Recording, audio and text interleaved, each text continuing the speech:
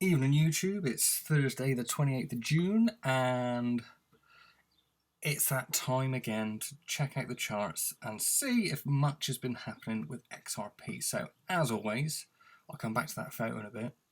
We'll have a look at my morning snapshot and see what's been going on. So this morning, again, price has still been ranging, but what has happened is the price has pushed back up to the 47 cents level, rejected the 618 Fibonacci level, and we're starting to push down. And doing a Fib inversion, the 127 level was giving us a bit of confidence at that 44 cents level. So we will have a quick look at the charts and see what's been going on. But again, I think if price does make it down to 44 cents, then it's going to be an interesting area to watch. So let's just get rid of this. And we'll get rid of the bottom one. Because again, we're still although it's been moving sideways, we're still creating lower lows. You see, so price pushed down, pulled back up to the 618, and this is the 4-hour chart, so that's a strong pullback, respecting the 14 EMA, and we've been pushing down. Again, we could be flagging to the upside here, so there could be a possible either retest of the 47 cents, or, it could push down a bit further. So you can see these sort of indecision candles here. So price pushed down, still very bearish, and then the market sort of found a bit of support at the 45,500 level. Let's just step it down. So good chance that wick could get filled. That's just jumping out at me. Again, prices at the 14 EMA. Some people, and this is what I used to get wrong when I used to look at price, I would see this sort of, I don't know if people call it dragonfly doji. Obviously this push down and then the body closing bullish almost because it closed higher than this candle. But in fact, we're still in momentum. And this is what I always got wrong, was looking at candles and misinterpreting what was happening. And then just because it's the one candle, what you've got to look at is the candle and what else is happening to the left. So I'm saying there's a good chance that we will fill this wick, at least retest the 55,400 level, but more than likely, just because of the overall momentum on the 4-hour, go down and test the 44 cents level. So we'll have a quick look at Bitcoin as well. I mean, it's going to be a short one today. It's a nice evening, mate's birthday, got a barbecue to go to, got some beers in the fridge, got some chicken marinade in, England games on as well, and it's a bit sweaty here in the UK, so it's one of those. Price on Bitcoin, again, is just moving sideways. So potential bullish flag forming here. Maybe retest these highs. But again, we're still in that very bearish momentum. On one of my Forex trades, though, this has been going rather well. So I got in at 46,600 probably about a week ago. So the swing trading approach I've been adopting I think I've taken 4 trades in the last 3 weeks. So that's good. I've had a couple of winners which have outweighed the losses, because the losses were I've had 2 trades where it was a 50 pip loss. Then I've had one trade hit 231 pips, another hit like 100 pips. This trade is pushing down at the moment. How far are we? So it was pushed down 280 pips at its highest. We've pulled back up, so we're still 200 pips up, back into structure. Stops at break even now, so it doesn't matter, but I'm expecting a retest of the 14 EMA, then a push down to the 43.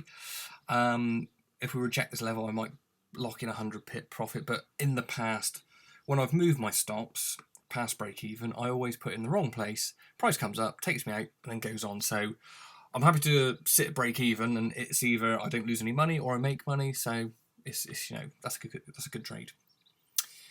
And again, you can see on my little update here, this is obviously from when I put the trade on, entered, on 6 candles, pushed down, and we've had a really good bearish move. That's what I like about swing trading. It just gives you time to focus on other things. Now, the weird thing is, I obviously do a lot of reading. I do believe in the universe and law of attraction and all these sort of things. I was watching a video where a guy who talks about the brain and obviously the higher power, how people have cured themselves from various diseases by thinking and what they can do, and obviously the belief in the universe. He was talking about how that, you know, from time to time he'll ask the universe for a sign that, you know, his life's on track and he's heading in the right direction. So he asked for a red balloon to show up, just to give him an indication that the universe is listening, and that was it. So I thought this morning I'd do the same thing, put a little, ask the universe, you know, just show me, give me a red balloon. If I see a red balloon, I know that, you know, I'm doing the right things, heading in the right direction. Everyone's got their different views on this sort of stuff. I do have an open mind to it, and I do believe in it due to a lot of things that have happened in the past. So again, I asked for a red balloon, mainly because how often do you see red balloons? I know I don't really see them that often at all. So beavering away at work, got to about 2 o'clock, and I look up from my desk. But at this point, I'd completely forgotten about what I'd asked for at the beginning of the day. But I look up from my desk, and what do I see? Now, you make of that what you will, but I thought that was fucking a bit freaky. Thank you, universe, confirm that for me. But that's just my own belief. That was a fun little thing that happened today. So again, just before I go, let's just get back to XRP. You know, we're in this price range. I feel that if we don't break 47, we could pop down to 44. Now, where price is, let's just get rid of this fib here. Where price is at the moment, because like I keep saying, we've got to look at both possibilities, obviously the bearish and the bullish. So, you know, you could say from a flip point of view, instead of being doom and gloom, on the bullish side, what could happen? So we've had a push up, pull back, we made a higher low, price is pushed up, we made a higher low. So, you know, we've got a bit of a trend line there. So let's just go back to sort of what I was talking about on the, again, price is lining up. We'll just put this trend line in. On the fibs, where are we going?